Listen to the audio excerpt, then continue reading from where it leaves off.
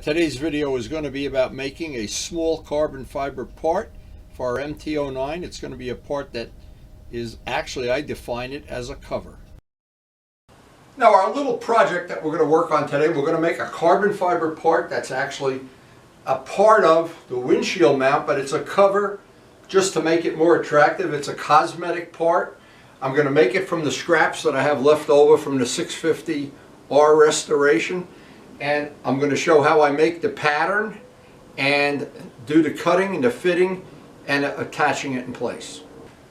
Now I know there's nothing wrong with the original windshield mount except the windshield was up about 1.5 inches, 2 inches or whatever amount. And I wanted it to lay back more for a lot of reasons. Number one, to make it more aerodynamic, kill off some of the wind noise. Maybe or maybe not make it a little better in some way. But I've ridden the bike twice now with the mounts that I made, and they work perfect. No vibration, there's no cracks in the windshield, no other issues I have to deal with. But there is a cosmetic issue is when you're riding, and this is why it's always good to do a test ride, to confirm, because you can see things in a garage, you can see things in the driveway, but when you're sitting on the bike, you look down, I don't like the way that looks. Well, then that's what we're going to try to address today. We're going to try to make it a little more attractive. So the first thing is to pull off the little rubber bolt covers, and I had put a drop of epoxy on them in the past. Since I'm going to replace the bolts, the last time I put this together I didn't even bother putting the epoxy on. I've ordered these bolts black, and I'm hoping I don't need these little covers. I don't like the way the covers look. Again, it's a cosmetic thing, it's a small thing. I would say that the reality, most people don't care at all, but the problem is I care. Now, even during the times I built model airplanes, I was always a stickler for details and making every little detail right, making things match, making things that looked like they belonged. Now, I know all the time I've put into cleaning up the front end of the MT09 and to making it, I call it making it my own. It sounds like something a Harley owner would say, but it really is true. All of this, the first time I rode the bike, I said, yep, I like it better. First time I did a little photo shoot, I looked at the old pictures, the new pictures, and I said, wow. So all of these little details, every little detail adds to me just a nice little touch of personalizing the motorcycle. In this case, I think this is going to be a small detail that's going to really be big and nice when you're riding the motorcycle. And as many times as I've had the windshield on and off, windscreen, windshield, whatever you want to call it, I've really come to the belief here that at somewhere in the future I want to get one of these and I want to paint maybe half of it blue, maybe paint more. The reason I haven't even ordered it yet is I don't know if that's really going to work for me. Now, just for truth in advertising, this windshield was from Amazon. It was $26.95 and $9 shipping. And I think it was a tremendous value. Okay, and here are the parts that I've already made. Now the goal today is to make a pattern that goes in between these two. It'll look like, see, when you're riding the bike, what happens is this is the view you see. You're looking down inside and into the black hole in space. I would like to see a little piece of carbon fiber there, maybe a piece with a unique shape. I'm going to have to take into account, and that's why I ate a lot of Cheerios this morning. I need to take into account some part of it is going to hit the instruments. Maybe it's only going to be a half piece. I won't know until I start making patterns. I try not to leave out any steps. The first step is have a big cup of coffee and eat a box of Cheerios, or even better, 2 boxes. My friends that are modelers know how to make patterns, and in this case, it's not a whole lot different. I don't know exactly what this shape is going to look like. You never really do, but I can see the first thing is I've got to, well, the first thing here is I've got to take into account this little curve down here, so this lays down and go along there. So I just roughly cut that out. Now, because I don't even have a clue about what this shape is going to be, I'm going to make everything oversized. Oversized and then trim it down. Let's just see what that's going to look like. And this is the edge of it over here. This is the edge of it over here. But I have no idea until I start trying to fit this in. I got to make a relief for this, a relief for this, to make this like what amounts to be a dashboard or maybe a half a dashboard. So right away I realized it looks terrible when you have a part on this side, the interference. I didn't like the way it looked, so I just trimmed it right off. I'm going to see how much I need on this side, or if it doesn't look good, because you don't see this with the instruments there. But if I can get this piece, if not, I'm going to trim this off and just leave it in the middle. But I don't know, and that's what's good about eating a lot of Cheerios. Well, I didn't like the way this looked when you sat on a bike, so I'm going to abandon this whole thing for right now and go to part 2. I want to see if I can come up with a different shape for that part. But I have this as my basic shape now. I just need to fine tune it. And in the end, if this starts to look like something I don't like, very easy. Just trim it off and I can just use the centerpiece. I got a lot of choices here. And that's why when you start transposing and cutting and moving, it's always good to have those extra Cheerios boxes. So the second pattern, I have all the cutouts in there that I have to adjust them.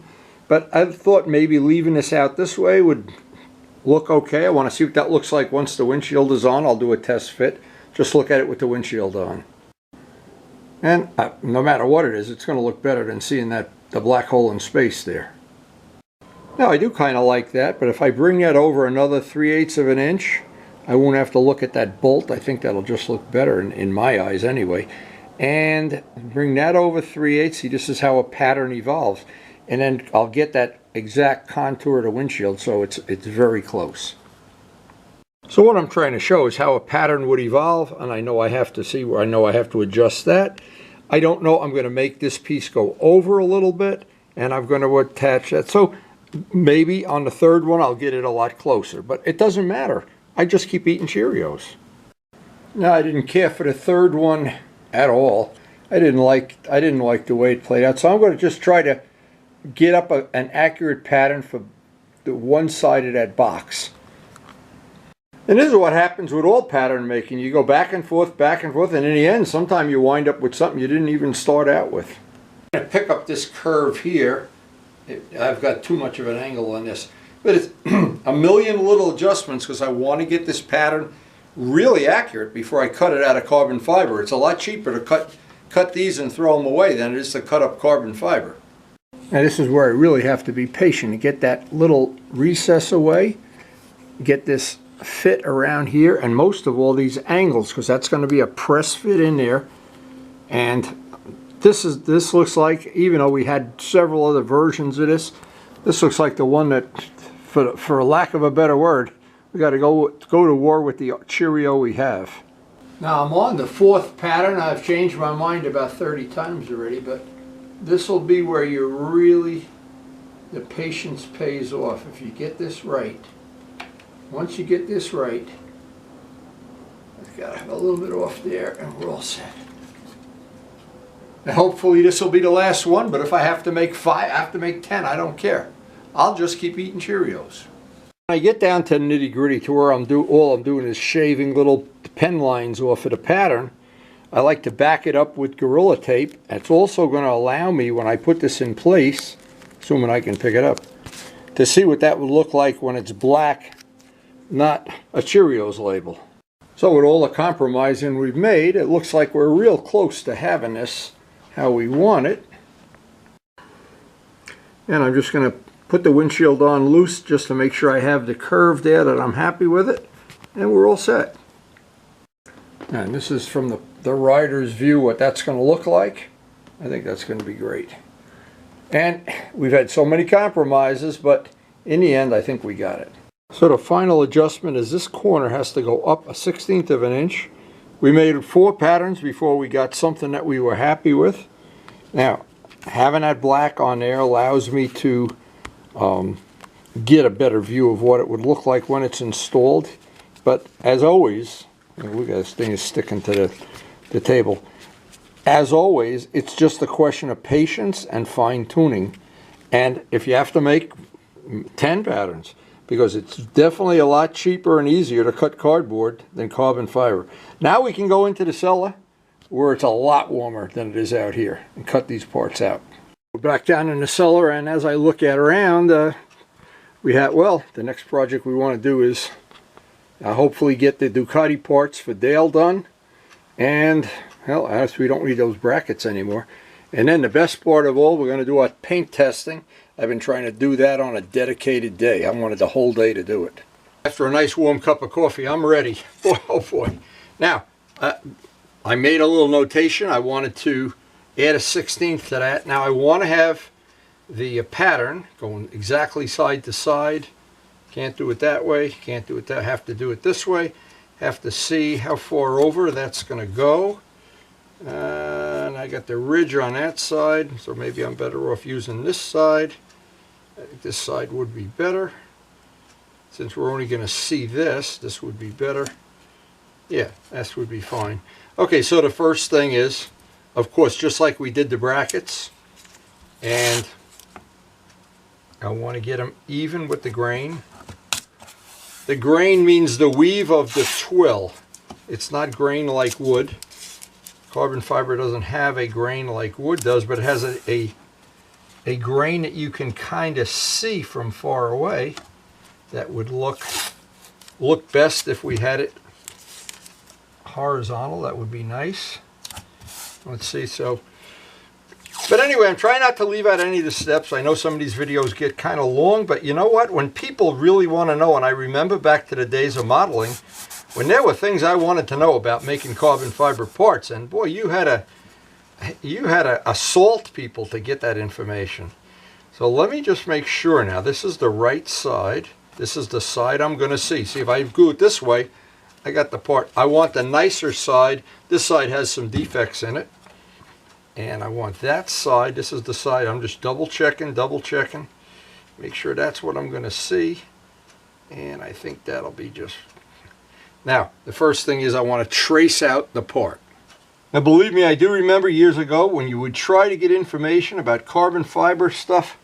Wow, we'll talk about, they call it proprietary. Yeah, boy, it was proprietary. Nobody wanted to share any information. It was unbelievable. But it's all changed now. YouTube has plenty of really good quality information, no matter what kind of part you're going to make. Now this one I want to be, this is the corner, a 16th up. So let me just angle that up. Let's see if that works out okay.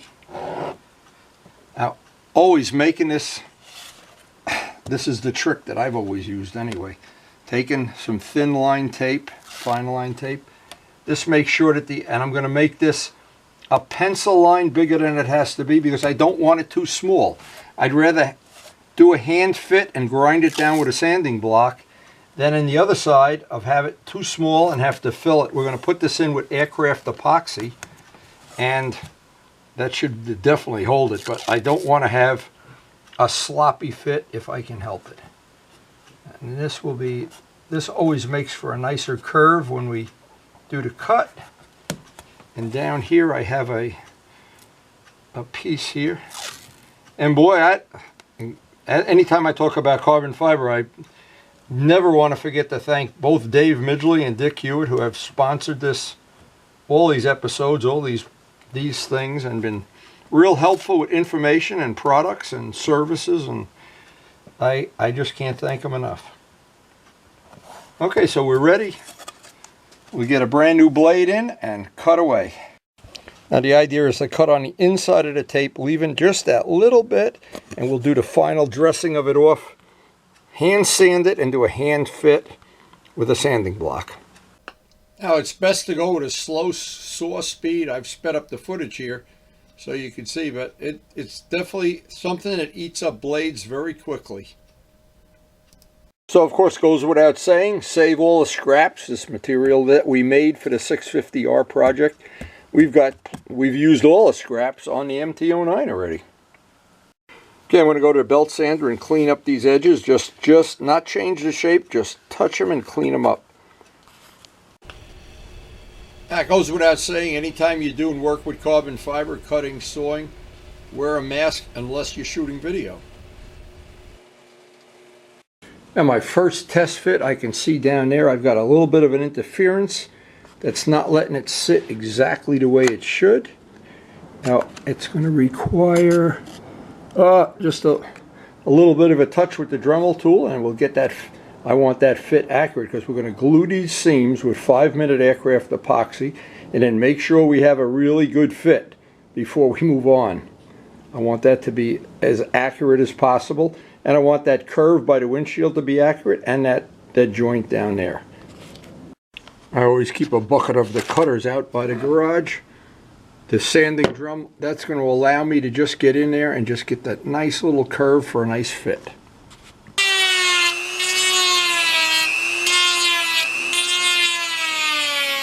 And once I pull the blue tape off, I can get the final fit. And that Dremel tool, by the way, is really super useful for this kind of stuff. And that little Harbor Freight one that I bought, I don't know, was it $12 or something, or $14? I haven't been able to, I've got 2 of them, and I wore the first one out in about a year. Second one seems like it's lasting twice as long. Oh, I think that's going to look a lot better than looking down into the black hole in space. I just want to fit the windshield up, make sure I have that curve pretty close, and of course an equal gap around the whole thing. Now before I mix the epoxy, this is aircraft epoxy, and this is where I cleaned it with acetone, and I'm roughing it up with some 400 sandpaper so I get a good tooth on the epoxy. And at this really cold temperature, it's going to take a long time to dry, so I'm going to have to babysit it for a few minutes. And this is really good quality epoxy. It'll dry. I'm going to have a heat gun. Actually, I'll use a hair dryer just to, because it's so cold out here. Well, it's been a lot of back and forth, but I think we got it. I'm going to just glue that in place. And I can always, if I'm not happy with it in the future, I can always take the hair dryer, get the resin to 165 degrees, and the glue joint will come apart. The purpose of the hair dryer is to warm up the parts just enough that the epoxy will dry. We've got a little bit of Gorilla Tape holding them in place. That should do it. In this temperature here, it's probably going to take about 10 minutes. Maybe it's time for another cup of coffee. We'll see. I want those parts to be solid before I put the windshield on. Now I let that epoxy dry for about a half an hour, and I'm just tightening the windshield, but leaving it, and I'm not making it super tight. The last part of this is going to be to get the bolts. They didn't come in yet, but I do have the Yamaha sticker for the front here while I have a hair dryer out here, so I want to warm the part up before I put that on. This mount, the whole mount, had turned out to be quite a job, but to have that just a little bit swept back, to me it's worth it. For not everybody it would be worth it, but to me it is. And with that angled back, no matter how you look at it, I think it just looks better. And you also don't have to look into the black hole in space now when you're riding the bike, when you're the driver. Now to me that's a lot better than looking at the black hole in space. And you really have to look at it from every angle possible. And next time we get to ride, we will make a final evaluation. Now the good news is, like a lot of things we do with the bike, when we go to evil twin it out, let's pretend you get a different windshield, you want a different one. Or for some reason you want to make a change. Well, we have all the stock parts too. We haven't destroyed any of the stock parts on this project. Now I want to see if I'm going to like that matching Yamaha. I have the same thing. It matches the stock R1. They have it on a windshield. I want to see. I did buy one. If I do decide to put it on now, I want to warm the windshield with a hairdryer. Otherwise, it's so cold out here that glue will never stick. Now these are genuine Yamaha parts. I got this is from Amazon, but it's gel. It's a gel sticker, self-stick, and whenever I've had these in the past, if you put them on in really cold weather, what happens, the glue is not really happy. So if I pre-warm the part, just warm to the touch, or if you're doing it in a summer thing, put the bike out in the sun. The heat is your friend here. I'm using some of the koala, get whatever wax is on there off. It'll be pretty easy to line up since there's a center line on this. And there's really only one choice. Where this rib ends will make this kind of an easy installation, I guess. So I just want it warm to the touch. Boy, that just fits. Holy milk, holy mackerel. Okay, now we got it. Now I ordered two of these. I ordered one a little smaller or one bigger. One came in, a week or so. The other one must be coming from China because they said it's going to be a month before I get it. So yeah, I think that adds a nice little touch. And again, it's a match to the R1 now, and pretty soon we're going to have the matching silver wheels, the matching nose pieces. Yeah, that's a nice little detail. And these stickers are really nice. They're gel stickers. They're really nice. So I hope you did enjoy the video. I try not to leave out any steps if you're doing a similar project with carbon fiber. And the information, that's the best information I have. The epoxy works great. That's Brodak epoxy, available from Brodax. And as I've said many times with this bike, I just couldn't be happier with it. Karen gave it to me for a birthday present. You probably know that already. And there's only one thing better than working on this bike, riding it. Now, whenever I make any change, at the end of a work day, and this is the end of the day, it's just barely daylight out even, I like to take the bike out, and I like to look at it from every possible angle, low, high, front, back, side, 45 degrees, up, down. And it's amazing. There's a styling thing that I've learned the hard way here. You could look at something from 90 different ways, and there's one way it doesn't look right, and it'll bother me. I don't know about you. And that when I put the original windshield mounts on that had the windshield further up, I saw right away it was something that bothered me. Now, I know it wouldn't bother other people, but there's a lot of things about this bike that are so perfect. The way it rides, the way it handles, the brakes, the features, the ABS, the traction, it goes on and on. And cosmetically, the front of the bike never made me happy. It really didn't ruin my whole day because it was a naked bike anyway, but I wanted it to be as good as I could make it. And I think over the last week or so of working on this, I think I've made it that it suits me and it makes me happy. And I'm satisfied that the time was well spent. So we have Hanukkah and we have Christmas trees, and we enjoy both holidays. We have always, for the last 30 years that Karen and I have been married, we have always celebrated both. And of course, we want to wish your family a happy Hanukkah. We celebrate Hanukkah, we celebrate Christmas in this house. A multi-religious family. So I do try to post something up almost every day. Rides, little projects like we worked on today, accessories, working on bikes, changing tires. The things that come with having a small bike collection where most of the bikes are old. Some as old as 44 years old. But that's the enjoyment that I want to share, the passion I share. I go to bed at night dreaming about these bikes and thinking about the next ride and the next hangout session we have with our friends. And when people come over the house and they oodle the bikes, or they just sit and eat our cookies and enjoy some good social time. So I hope you did enjoy the video.